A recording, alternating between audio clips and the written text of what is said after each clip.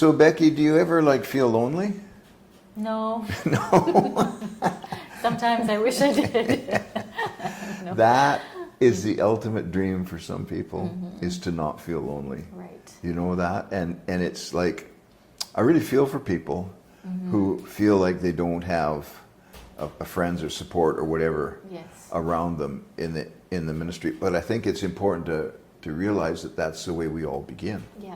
right? So none of us begins with the advantage of a relationships like the ones we have now after you've been in the ministry for 40 some years or whatever, right? You all start with, I don't even know who I am or what I'm called to do. And you begin to sort through that. But I think what I've noticed is that there's obviously levels, but it's levels in the thinking or the mindset of people. That's right. You know, we'll eventually talk about the covenant level of relationship, but there's also a level that's just, well, it's a friendship level where the difference is the covenant level is that the reason that I want to be your friend in relationship with you is because I can do you good. But there's a friendship level where I need you to do me good, Yeah. right? Yeah. And that's a kind of a needy level. And I tell you what, we tend to run from people like that. We do, because it can get really exhausting and draining, because none of us can really meet that need in another Right. person's life effectively. Every one of us only has so much margin, so much space, so much energy, and if I have to pour into you just so that you have the confidence and the feeling of being special enough to just start your Right. walk with Right. Jesus and to get you moving along, then I feel like I'm just, it's Yeah. not productive. It's not Right, right. effective. And it's easy to feel lonely in a crowd. Right. And it's easy to even be somebody who is friendly and know lots of people, but not actually have Right. deep relationships, because the key to really deep relationships is being coming around as the same purpose, right? Right, So right. for some people, the dream of being wealthy or the dream of being popular or the dream Mm-hmm. of being, well known is what actually draws them into Right. a circle. Mhm. There has to be a common goal, a common Right. passion, a common Right, purpose. right. And so if you are that person that feels like I always need to be filled up, Mm-hmm. then your greatest passion and your greatest purpose is how you feel in the moment, and Right. it's not really anything else. So Right. that's not wrong. We can start there. That's okay. Yeah. But it's healthy to recognize if you're that person, if you're the person that always needs affirmation. Are Right. people looking at me? Are they Yeah. telling me I'm doing a great job? Are they noticing what I'm doing? Because if you're at that level, it's going to be hard for people to really connect, because they're going to feel like they're always going to have to pour into Right. you for the sake of you, not for the sake of a vision or a greater purpose or a greater common. And a lot of people will respond to that and understand that and pour into them, and because they want to be helpful. Yes. But and that might be read wrong Yeah. as not getting what I want. Right. But Yeah. really, at some point, that's going to end. Yes. Like, you'll put up with people that are what we'll call them needy or whatever, right, for a while. But then after a while, you realize that you're investing something in them that you should be investing somewhere else. Yeah, So, that's right. and I think too that there's another level, maybe a beginning level of friendship or relationship, where we just ended up circumstantially on the same team, Yeah. right, in the same church, By accident, right? somehow. Yeah, and so that really is a starting place as well, that we go from there. And I always found it interesting that there's so many people, they'll get a job in McDonald's or whatever, Right. right? And it kind of becomes their family, Yeah. right? And then when they're off shift, they still hang out. Yeah, it's true. And so you look at that and you think, well, they're working towards a deeper level of friendship. They're not just sticking at this circumstantial that I'm punching out at 5 and I'm not your friend anymore, right? Yeah, that's right. But we work all those ways through, but there is a goal, and there is something that we want to attain to, the level of friendship where we are so, what would you say, well identified in Christ, and so confident in His Word and His promise and the call in His life, that we are actually looking for people that we can do good for and, Yeah. and build relationships That's that are right. helpful. And I think there's a real key there with what you just said, because if we don't have a really deep relationship in our walk with Jesus, if you feel like you're missing and you're lacking something, then that is actually the root problem. Is there's more word that you need in your life. There's Right. more confidence. There's more identity. Because if your identity isn't clear and you're feeling like you're still on shaky ground and you're not sure who you exactly are Yeah. and where you exactly fit, then that's an issue that only the Word of God and the voice of God in your life is going to fix. And when you have the understanding of who it is that God's called you to be and your identity, the natural result of that is, okay, how can I then use my gifts to serve? How Right. can I then use my life to pour out? Anybody who is clear in their identity and their calling with Jesus is always looking for an outflow. Right, right. And I think that's what a lot of times the church tries to put, local churches try to put in place to give you those venues, those avenues, Yeah. things like the connect groups, the cell groups, and those kind of things. And so I think it's very, very important that we connect with those. That's a starting place. Yeah. You're not going to start in the board level, right? Like Yeah. you're going to have to work through all of those things and become well known by your reputation and those things.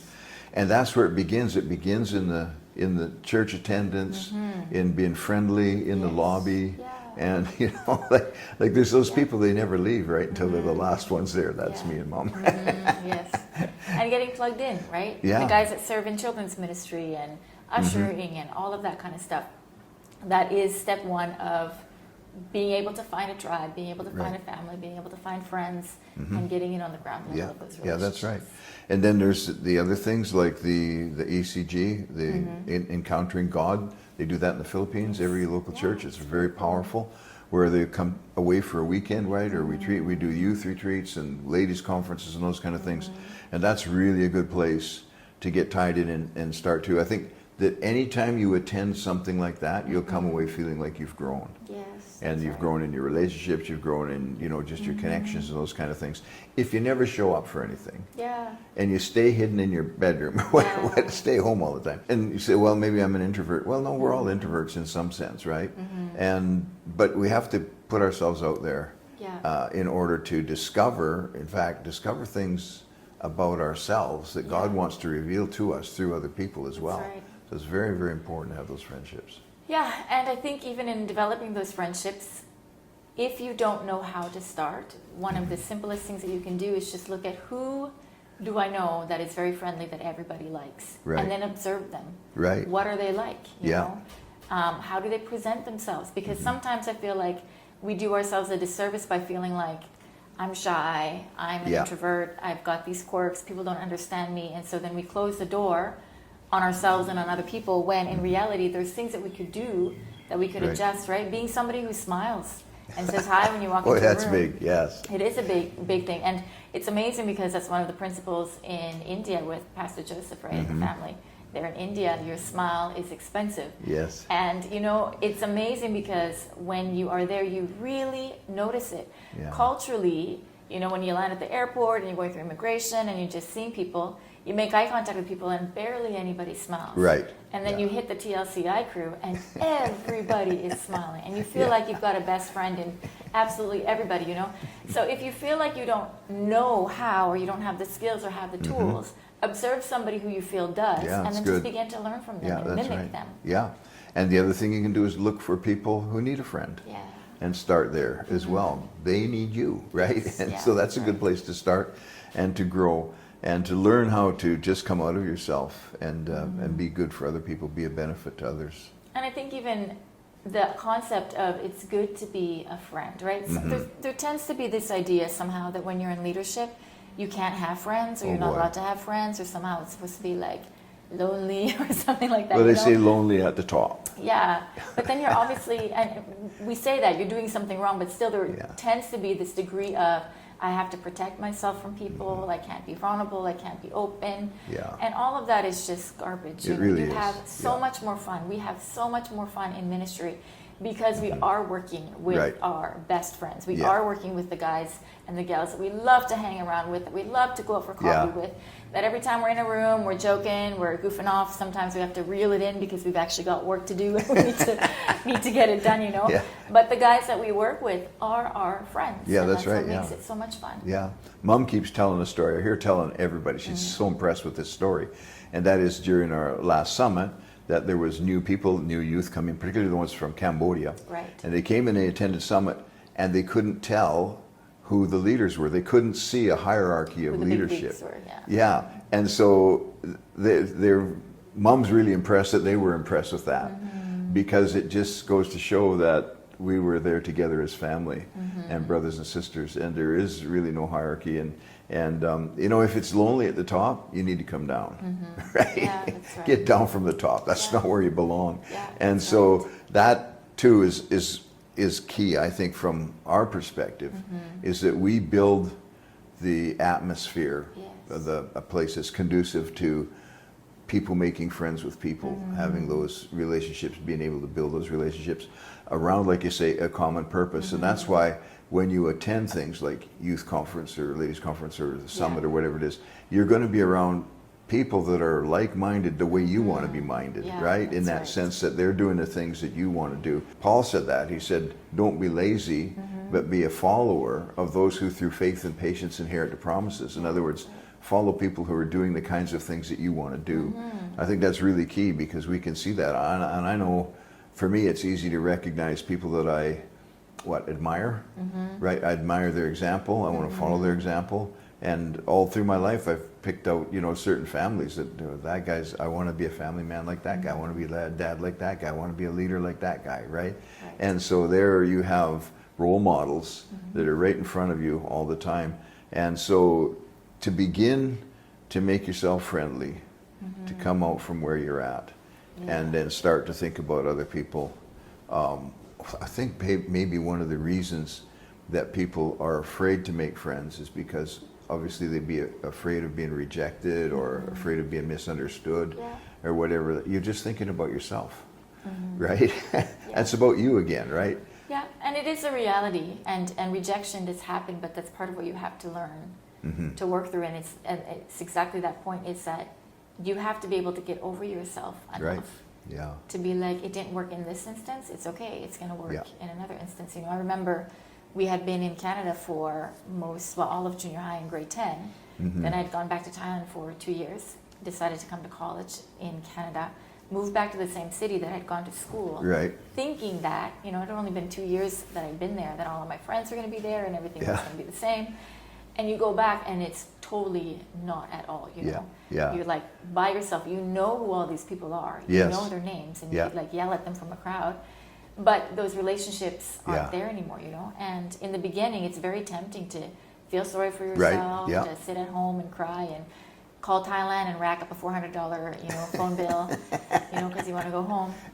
Or you can just say, okay, well, I'm going to do something about it. I'm going Yeah. to find a new group of friends. Right. And that's exactly what happened. Is I started getting involved in the church. I did Sunday school, and then I got involved in worship, and then I got involved in volunteering at the Miracle Channel. You just begin to make your life available for other Yeah. people and Yeah. other things, and then pretty soon you find yourself with friends. Friends that are your age, Right. guys Yeah. that are older than you that want to mentor you. One of my mentors was one of the guys that hired me part-time when I was in college, and his name was Jared Hoffman, and he was just really sweet and amazing and strong Right. and helpful, And I don't even know if he saw himself as a mentor, but Right. he definitely was, because he spoke Yeah. into my life, especially when I started dating and different things like that, Yeah. Just very godly man that helped me see some things that, I wouldn't have been able to see in myself. And there were hundreds of people like that in my life, people that I worked with at the Miracle Channel, all over the place, because I just Yeah. decided that Yeah. I'm not going to feel sorry for myself, as Right. crappy as it feels in the moment. I'm just going to do something about Yeah. it. And we all have to have that tenacity. If you're going to move ahead in your faith, if you're going to move ahead in your leadership, if you're going to move ahead in your family, if you're going to move ahead in your finances, it doesn't matter what the issue is, you have to be able to get a hold of yourself and say, I'm going to do something about this. Right. I'm going to move ahead. And another interesting thing about that story is that your attitude and what you did began to attract other people that felt like you did. Yeah, Right? yeah. And pretty soon you've got like this group of people that are really like-minded, because Yes. you kind of all came from a place of the same need. Yeah. But you're also going the same place. Yeah, that's right. And what's interesting to me, Beck, is that the friends that you made in that story are still your friends today. Yeah, they are. Whereas some of those other ones that you thought Yeah. would be your friends, you probably never Yeah, heard from them that's again, right. And even like those years were so formative too, because there was just a group of college age people too, because we got involved with planting the gate at that time and things like that. But they were all people, because the connection came from church and from Vision and Passion. They were all people that loved Jesus, were worshipers, were intercessors. So a lot of times when we were hanging out, even as young adults, we were worshiping together. We were Right. praying together. We were talking about the things of God. Sometimes we were goofing off, water fights, barbecues, whatever, you know. But a lot of what we did revolved around our love for Jesus and our Right. passion for Jesus. And Yeah. so it became such a healthy place for growth. And, you know, even if I'm not talking to these people every day, whenever I do run into them, it feels like no time has Right. passed. And I Yeah. love them just the same, you know.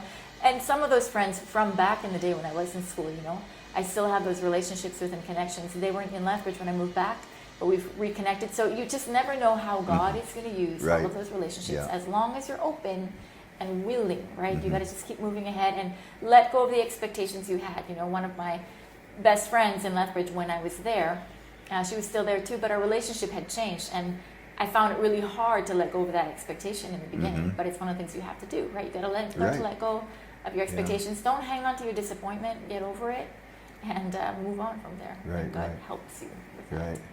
Boy, there's a lot of gold in this conversation. And so take it to heart. The things that we're suggesting, good places to start for building friendship, building a life that's surrounded by amazing friends. And next week, we're going to take you to a new level, the next level of this, and that is the relationships, the friendships that we have in the ministry. Because from what we do right now at this level, building friendships and building those relationships, they are going to take us into a future, and we are going to be able to form the friendships and the relationships that really do take us into the call of God and make us succeed Yeah. in what God called us to do. So we'll be right back in a week.